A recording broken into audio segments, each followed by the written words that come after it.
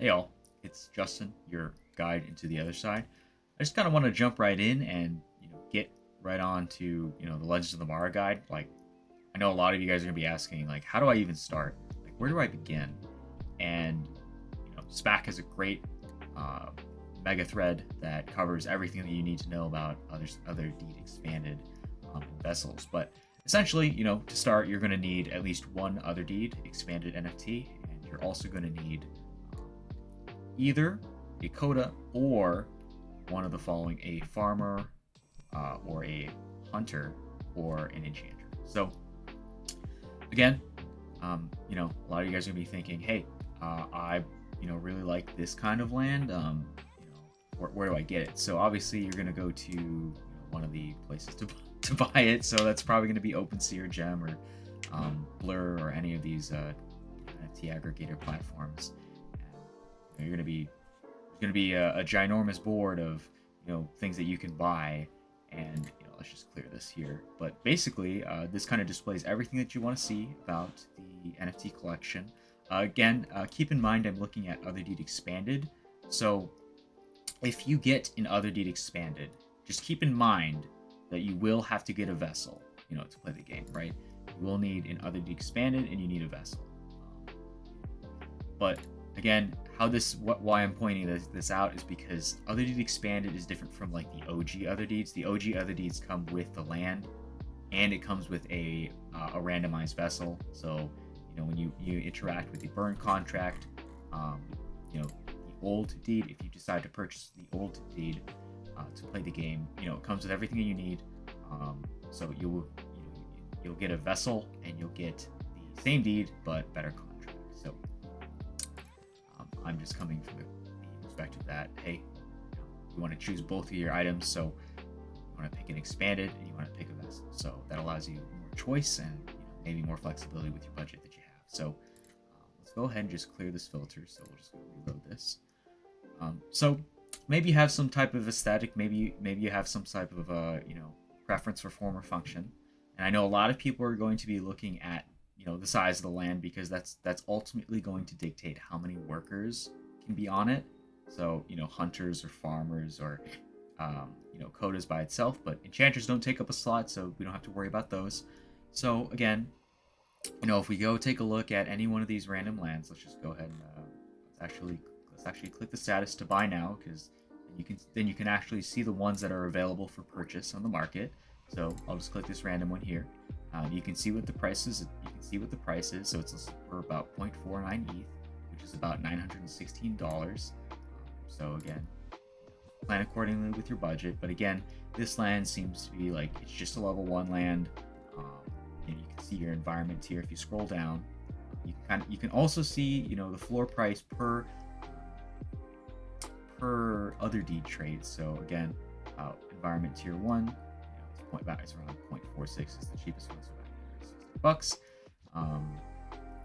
But again, it doesn't seem like it has too much. It only has Psycho Silk, so it's a southern resource. It seems like a pretty common resource, but again, you might want to find something that's a little bit higher. So again, let's say you want to avoid, let's say you want to have a little bit more working power. So we can click on traits here, and this will bring up the entire filter of every single trait that is native to Otherdeeds by itself. So again, you're going to want to scroll down.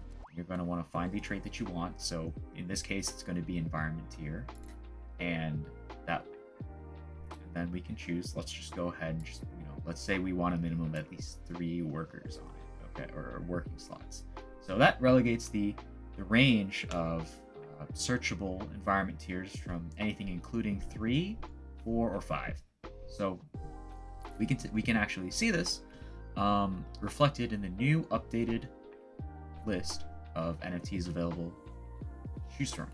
So again, we can see that there's about 781 results. So do keep in mind that as you increase the trait filters, that this is going to decrease over time, because there's less that can fill there's less lands that can fit within those filters. So let's say again, this is like tier 3. Let's just go ahead and click on it. So you can see it's a lot better. You know, it's got more worker slots on it. You know, it might have some more resources too. But again, you can see the sediment layer. It's chemical goo, and you can just kind of see how big it is as well. So that's pretty interesting. But again, some key things that you might want to take a look at are the floor difference, so you can see how much what kind of premium you're paying above floor price for the specific traits that you want. So again, you can also see sales and listings, so you can also see the history of, you know, what it costs, and you know what you can kind of expect for a land of this type of caliber. So I do want to find one that has a little bit more listing history, because I know a couple of them do. So again, if you can see that back in June 27th, and you know, this was listed for about 0.75, it was listed for 0.6, it was listed for 0.699, it was listed for 0.64, and now it's listed for like 0.571. So again, you can kind of see, hey, this is kind of, you know, just decreasing in price. So, you know, if you really want to wait out longer, you can, stuff like that. But I mean, take a look at this. This is like a level 5 land. But again, you know, it's kind of outweighed, you know, there's not that many resources on it. But again, I would say the top traits that most people are looking at are obviously the size of the land, which dictates the amount of workers that can be on it inside of Legends of the Mara. The second thing would probably be the resources, of course, because that's, you know, immediately visible, like what resources you can mine.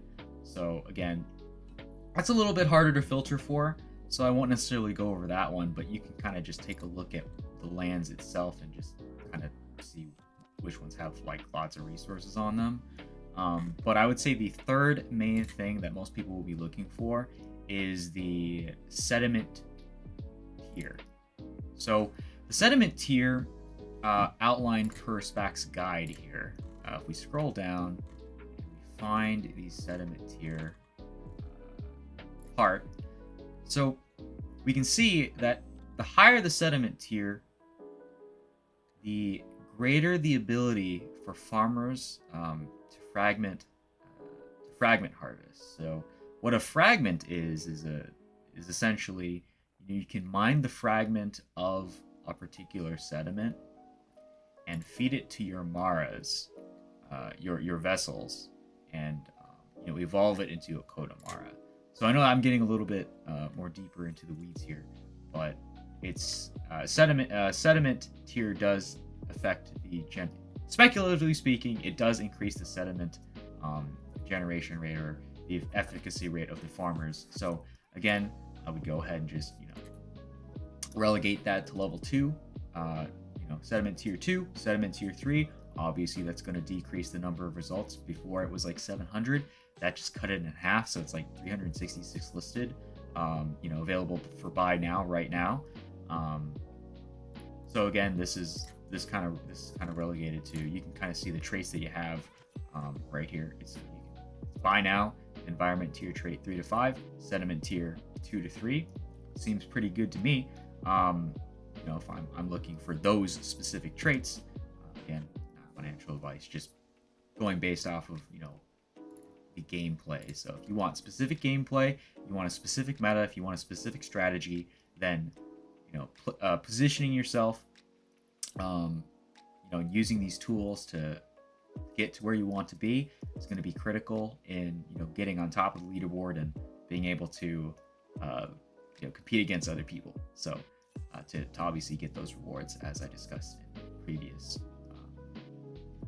So again, we can go take a look at a couple of these. It seems like we're getting more and more, you know, premium as we go. So let's go take a look. Let's just keep going. It seems like they're all pretty big now.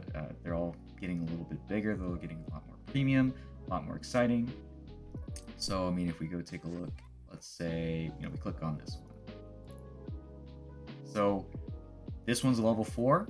You know, it's a sludge land. It's got rainbow Atmos sediment, but again, we filtered for level 2 sediment. So this sediment's going to be generating more fragments if you put farmers on them, and you know, it's got 4 slots, so you know, you can stick a lot of farmers on there. So it might be a good farming land.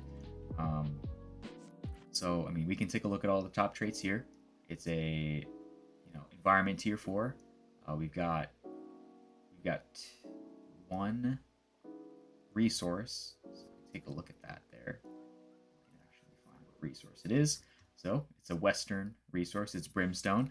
Again, I don't necessarily know what is a good resource, what is a bad resource. That's actually a really good question for the Otherside wiki. You can find me there. I'm always there answering questions and learning more about Otherside, because there's a gajillion things to learn, and I'm sure there's a lot of questions you guys may have. So feel free to ask him and find me there. But again, if we're looking at this land, we can see that hey, this is environment tier 4. This is Western resource tier 2. So you can also see the level of the resource. So it may indicate, like, we don't necessarily know what the level of the resource means. They haven't covered that in the blog yet, but I'm sure we'll get told more details as time goes on. So we can see basically everything about this land. It seems like a relatively good land, relative to everything else in the market, statistically speaking. And again, it also comes with an artifact as well. So that's also something that you may want to filter for. Let's see what it actually says here. So you can also see the rarity of the artifact, and how prevalent they are in the other side. So we have what it is a sticky cauldron. So there's only 347 of them in existence across the other side. So again, that's 347 out of 100,000 Otherdeeds. So take that for what you will. It's not necessarily that common. It seems pretty rare. It's less than 1%. So I mean, if you find that that's something that's worth picking up, I mean, go for it. If you do what you will, do what you want. But again, this seems like a pretty decent land for what it is. And you are paying a premium for that. So just when you're doing this market type of analysis, again, it's just statistics, it's data, it's what the market prices it at. So the floor difference, you are paying about a 50% difference in the floor price and what it is listed at. So if that's like, if you have a budget, do watch for that. So again, you can see who it's listed, see who the owner is here, and you can also see what it's listed for. So it's about 1.4K, or about 0.738 Ethereum. So again, this is just kind of my guide on how to interpret data on Opensea.io. Basically, it's basically Opensea Pro. But again, you can take a look at everything, find what you want, decide with your heart. And again, this is financial advice. And if you got any questions or any concerns or anything like that, if you want to find something specifically, if you have any questions, feel free to ping me at OtherGuide. I'll be inside of the Otherside Discord. I'm always there. I'm also in the Otherside wiki. So feel free to ask questions there as well. I'll be happy to help you. But again, I know this video is getting a little bit long, but thank you if you got this far. Feel free to like and subscribe to the video. I always appreciate it. But again, I'm happy to bring these videos, and happy hunting for these Otherdeeds. But see you around. Thanks.